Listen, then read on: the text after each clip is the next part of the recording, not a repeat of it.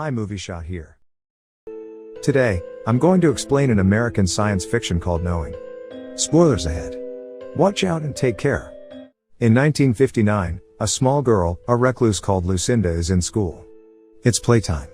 But she is away from the other kids, with voices whispering around her.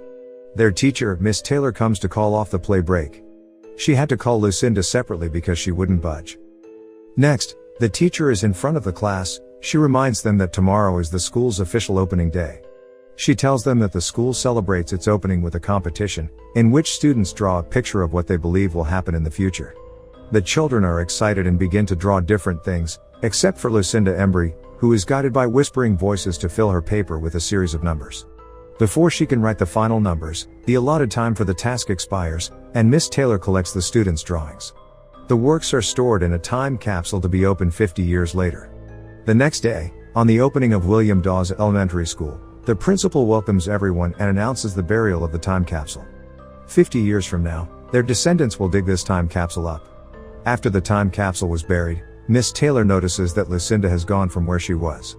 The staffs begin calling her name, looking for her within the school. Miss Taylor goes down a staircase and hears some noise behind a door. On opening the door, she finds frightened Lucinda with blood on her hands. She had written some things on the door with her fingers. This is the remaining numbers that she hasn't finished writing the day before. She looks very scared, and asks the teacher to make the whispers stop. Fast forward to 50 years later, the movie's present day. An astrophysicist, John, finds it difficult to control his depression after losing his wife. He has trouble believing that there's meaning in life after his wife has died in a fire accident. He also has a son, Caleb, who also struggles to move on. The next morning, at Caleb's school, the current principal announces the unveiling of the 50-year-old legacy, the time capsule, that was buried 50 years ago. She calls on old Miss Taylor, the same teacher from 50 years ago, to do the honors. The capsule is opened and the children each receive an envelope. Caleb receives the letter from Lucinda, and opens to find numbers on the paper instead of drawing like everyone else. While staring at the paper, he begins hearing whispers from everywhere, and notices a figure standing far away from the school. But it's gone when he checks again. At home, Caleb tries to ask permission to go to a friend's place for a sleepover. While talking, his dad notices the paper from the school and queries him about it. He wasn't supposed to bring it home. Once John puts Caleb to bed, he starts to get curious about the list of numbers himself. He accidentally puts a whiskey glass on top of it, and it makes a circle around specific numbers. He puts a set of numbers on a whiteboard, and he quickly realizes that this means September 11, 2001, of course being the attack on the Twin Towers in New York City, which killed 2,996 people, lining up perfectly with these numbers. Certain that this is just a coincidence, he puts all the numbers on the whiteboard and investigates further. He figures out that the list is full of similar things. Dates, years, and lives lost at specific tragic events such as explosions, crashes, earthquakes, hurricanes, etc. These are all listed in the order that they would have happened since 1959.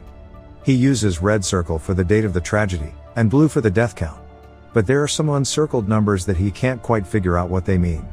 So the next day, John talks to a colleague, Phil, about the numbers on the paper. He explains that every set of numbers matches a major disaster in date and lives lost, and the predictions of the numbers have been consistent. Even the date his wife died was also there. John tells him there are 3 sets of numbers that hasn't happened yet, and one of them showing 81 people would die somewhere tomorrow. Phil refuses to believe because it's too crazy to be true, and thinks that the numbers are just coincidences, as there are also uncircled numbers on the paper that apparently has no meaning. He suspects that someone may be playing a joke on John. John begins to search for more details. He goes to Miss Taylor, who was Lucinda's school teacher back in 1959, when the time capsule was buried. He wants to verify the authenticity of the letter. Miss Taylor confirms that this is the original, and tells John about Lucinda scratching on the door after the burial of the capsule, and the weird circumstances surrounding it. John expresses his desire to meet Lucinda, but it turns out that Lucinda had passed away due to a drug overdose several years ago. At home, while trying to get some contacts over the phone, he sees a couple of strange men pull up to the yard in a car. Caleb goes up to the car, and the strange men give Caleb a rock without actually saying anything to him, which of course freaks John out. He reminds him to stay away from strangers and sends him inside the house. While searching through the net about Lucinda's death, his sister, Grace, startles him. Grace wants John to visit his family because he hasn't talked to his father for a very long time. but he refuses. John has a difficult relationship with his parents due to them being extremely religious, and John is an atheist. The next day, on his way to pick Caleb up from school, John is stuck in traffic. He tries to reroute but no alternative route. Looking at the coordinates on his GPS, he realizes that the uncircled numbers he couldn't figure out on the list earlier are in fact coordinates of all the locations where the tragedies will happen, and he is exactly at that location. He leaves his car to find out why the road is blocked. While talking to the police, the prediction happened: an airplane falls to the ground, several people burn and die while he tries to help. He goes back home while still having trouble believing what just happened. John goes online to search about the accident only to find the report stating that 81 people have died. At night, a strange man walks into Caleb's room. Caleb wakes up and the stranger shows him a revelation of everything being destroyed, while the animals are running for their lives. Caleb screams. His father runs into the room and carries him from the floor. John sees a strange man through the window while holding him up, and runs out looking for him, but he's gone. The next morning, John and his son trail a woman and her daughter to the museum. At the museum, he meets the woman and they introduce themselves. She's Diana, Lucinda's daughter. John later explains to her that he followed her to ask about her mother. Diana becomes upset at the mentioning of Lucinda. He explains that Lucinda's prediction had come true and only 2 remaining, and the last one will happen 3 days later, on October 19th, and 33 people will die. He needs her help. However, Diana leaves with her daughter Abby, saying she cannot help him.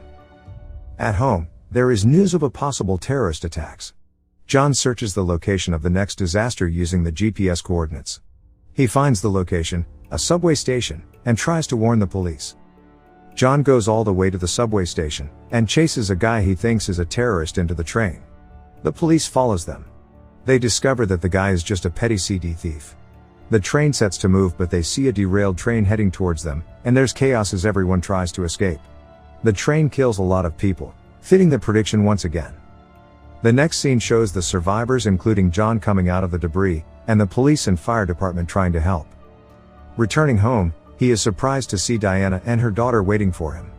She proceeds to tell John that the last disaster left on the list is on October 19th, the same day Lucinda said she's supposed to die. Diana didn't want to talk with him about it in the first place because she hated the idea of knowing when one would die. Diana decides to bring John to Lucinda's former home, an old abandoned building where her mother used to hide from everyone around her. As they pull up, they realize that the last numbers on the list, which followed the date October 19th, weren't the numbers 33, but the backwards letters of EE, which they think are the initials of a name. At the house, John searches Lucinda's bedroom, where they found out that EE in the last prediction means everyone will die. He also finds many of those black stones in the house, like the one Caleb received. Outside, Caleb and Abby are in the car waiting for them to return. They both start to hear whispers and see those strange figures. The whispers call on them to come. Poor Abby almost got taken, but Caleb uses the car horn to call attention. John and Diana run to them, but the strangers were gone. John sights one of them and runs after them. Finally catching up to the man, he asks what he wants, but the man opens his mouth, and huge bright light comes from it, and he disappears. They return to John's house, and can't believe Lucinda predicted the death of everyone tomorrow, and this could be their last night together. The next morning, John wakes up seeing Abby's drawing. Suddenly, he realizes that the final disaster may have something to do with the sun. John finds that the last prediction, which is tomorrow, was in tandem with a research he had done about super flares from the sun hitting the rest of the solar system and destroying everything. He quickly goes to the observatory and checks on the recent readings of the sun, which shows abnormal levels of solar radiation. He thinks that a large solar flare may occur very soon, and that may be the cause of humanity's destruction. Back at John's house, they prepare to go hide in an underground cave where Diana used to play as a child. It's time to go. He goes to call Caleb, but finds him at his desk writing a similar list that Lucinda did. From what Caleb was writing, he gets the sense that Lucinda's writing on the door 50 years ago was fundamental to the last prediction, so they go back to the school. He removes the particular door, takes it home, and begins to unveil the writing. Diana is impatient and wants to get to the caves before doom comes, so she steals the kids and drives to the caves. John finally gets the numbers from the door, and he assumes this is the coordinate where they can survive this disaster, but when he comes out, everyone is gone, which prompts him to chase them from behind. Diana stops at a gas station. At the station, she watches the government announce that there's trouble coming and everyone should take shelter, preferably underground. Diana goes to call John to tell him where they are. John tells her that the safe haven might be at Lucinda's old home according to the coordinates, but she's scared and refuses to go there. While still on the phone, the strangers steal her car with the kids inside. She also steals a car, and tries to follow them, but runs into a half-truck. She breaks her neck, and later dies in front of John, at exactly 12 midnight according to her mother's prediction. John drives to Lucinda's abandoned home, and follows a car-ridden path into the bush. He finds many of those black stones there. Finally, he sees one of the strange men and threatens to shoot. Caleb stops him and tells his father that the strangers have been protecting them this whole time, and that they must go with them in order to be saved. It turns out that they were the ones who sent the messages about the major disasters trying to save humanity from being completely destroyed. They then reveal an ark up in the sky.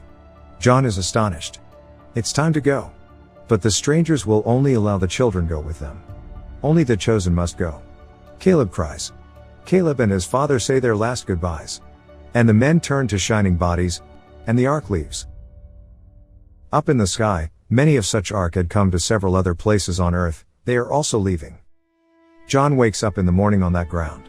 He navigates the now rowdy city to his family house. His sister meets him with a hug and he tells her, Caleb is safe. He enters the house and hugs his father, then his mother and his sister joins for a group hug. The sun flare starts to destroy everything, and takes them too in their group hug. As the movie ends, the ark drops the children at different places and goes away. Caleb and Abby run through the field towards a huge tree.